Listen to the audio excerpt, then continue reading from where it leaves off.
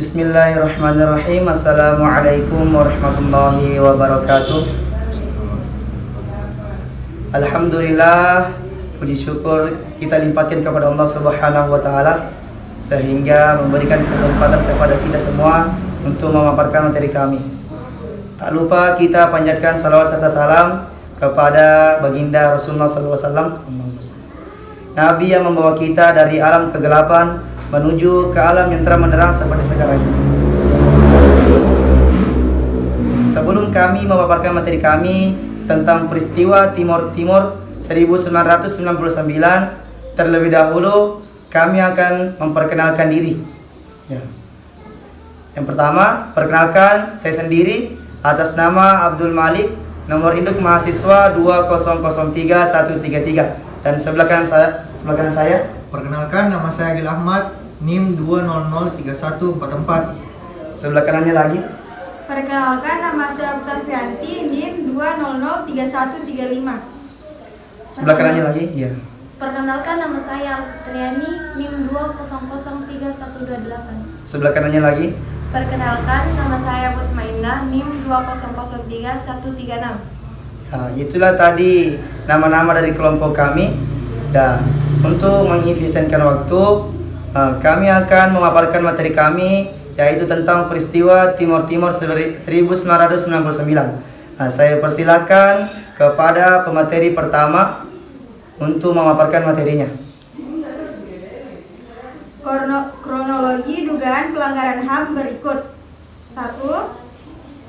19 Desember 1998, Perdana Menteri Australia John Howard mengirim surat kepada Presiden B.J. Habibie untuk mengusulkan agar pemerintahan Republik Indonesia meninjau ulang pelaksanaan hak menentukan nasib sendiri bagi rakyat Timor Timur. Pada tanggal 25 Januari 1999 digelar rapat untuk membahas surat Howard.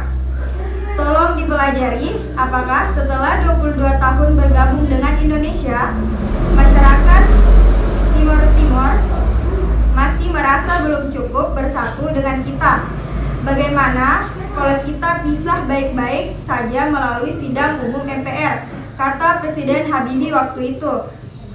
Pada tanggal 27 Januari 1999, Ali Alatas selaku Menteri Luar Negeri Republik Indonesia menawarkan opsi otonomi khusus yang sangat diperluas kepada Timor Timur.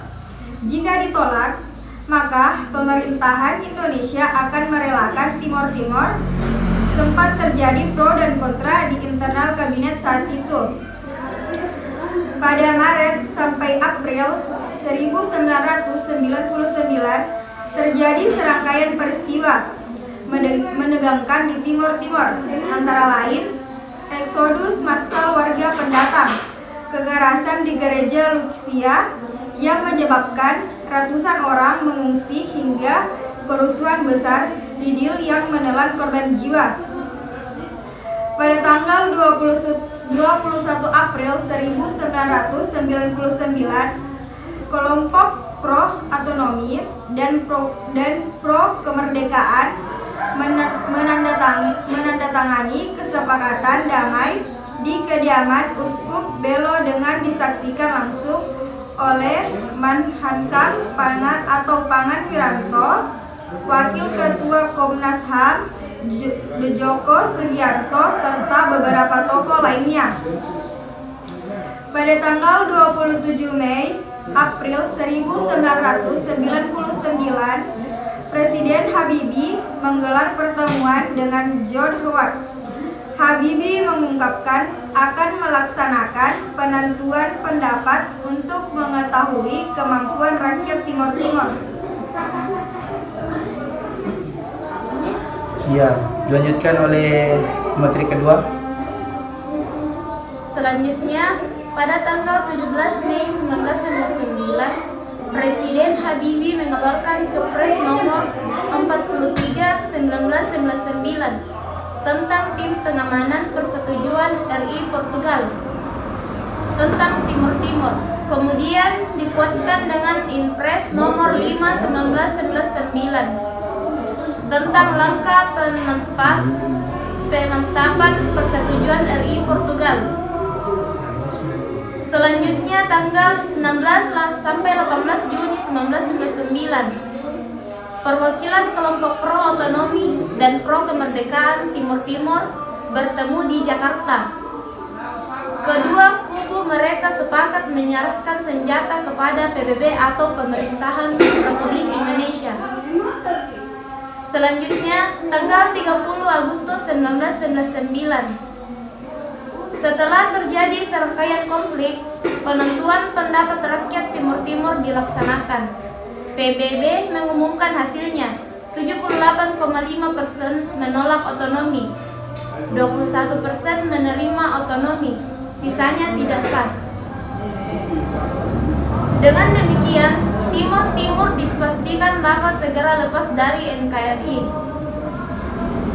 Selanjutnya, tanggal 26 Oktober 1999, Presiden RI Abdurrahman Wahid atau Gus Dur yang menggantikan Habibie menandatangani surat keputusan pembentukan UNTAET atau Pemerintahan Transisi di Timur Timur.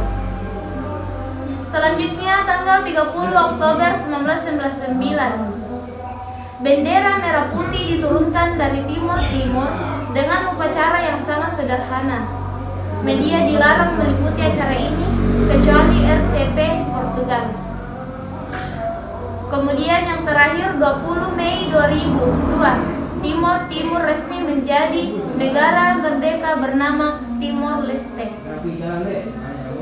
Ya, itulah tadi pemaparan latar belakang, kronologi, dan fakta mengenai peristiwa Timur Timur di tahun 1999.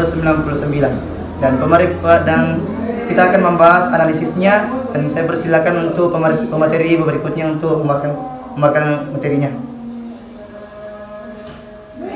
Pengaturan hukum di Indonesia terbagi atas dua, yaitu bersifat umum dan khusus.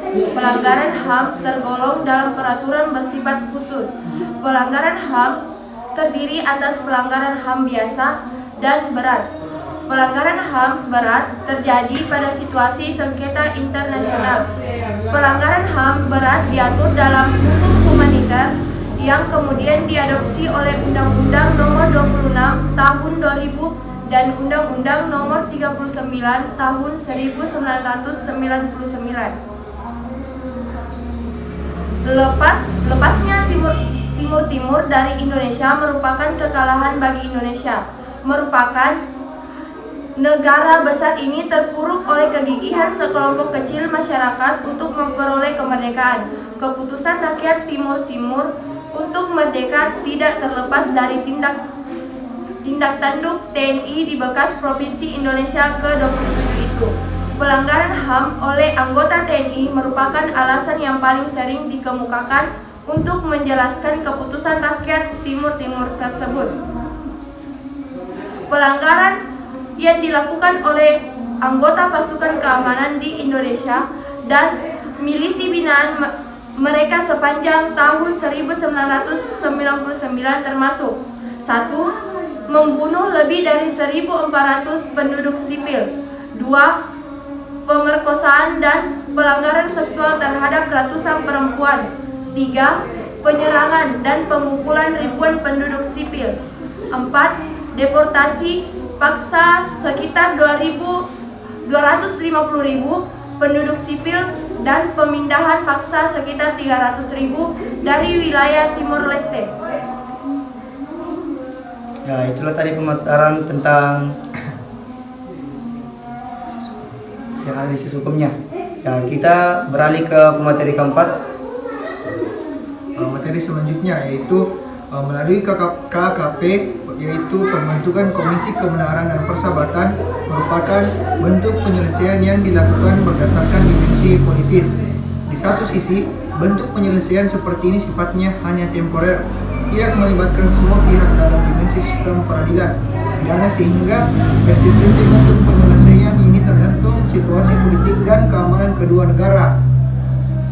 Apabila dikritisi, maka hakikatnya Komisi Kebenaran dan Persahabatan atau KKP antara Indonesia dan Timor Leste ternyata sifatnya rekonsiliasi antara elit kedua pemerintahan yang tentu saja tidak menyerahkan, yang tidak menyentuh akar rumput dan dilatar belakangi oleh kepentingan politik, ekonomi, dan keamanan antar kedua negara. Selain itu, KKP ini sifatnya juga semu karena tidak menuntut para pelaku kejahatan HAM berat tersebut ke pengadilan. Adapun juga pada tanggal 30 Agustus 1999, analisis hukum yang terjadi yaitu di tengah-tengah teror beredar yang terjadi hampir di seluruh wilayah Timor Timur, pada proses referendum 98% pemilih memberikan suara mereka. Pada tanggal 1 September, kotak suara dari seluruh kabupaten atau kota yang ada di Timor Timur dimasukkan dalam helikopter PBB dan dibawa ke Dili untuk dihukum. 3 hari kemudian, hasil referendum diumumkan di Dili dan masyarakat Timor Timur akhirnya memilih untuk merdeka, yaitu dengan perolehan suara 78,5% dibanding otonomi khusus yaitu 21,5%. Pasca pengumuman, milisi pro-Indonesia mengamuk dan melakukan kerusuhan serta penghancuran jalan, aliran listrik dan air, dan infrastruktur telekomunikasi. Situasi yang sempat damai ketika referendum berjalan kembali kacau. Sekian dan terima kasih. Ya, itulah tadi pemaparan analisis dari peristiwa Timor Timur 1999. Ya. Dan sebagai kesimpulan,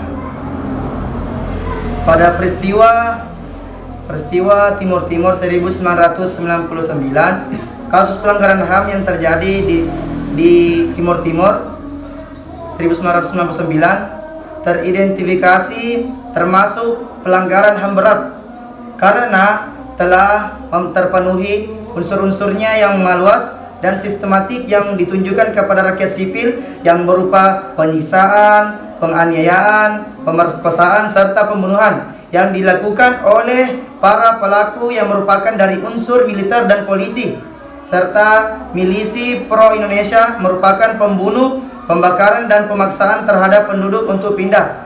Pelanggaran HAM yang terjadi termasuk dalam pelanggaran kejahatan kemanusiaan.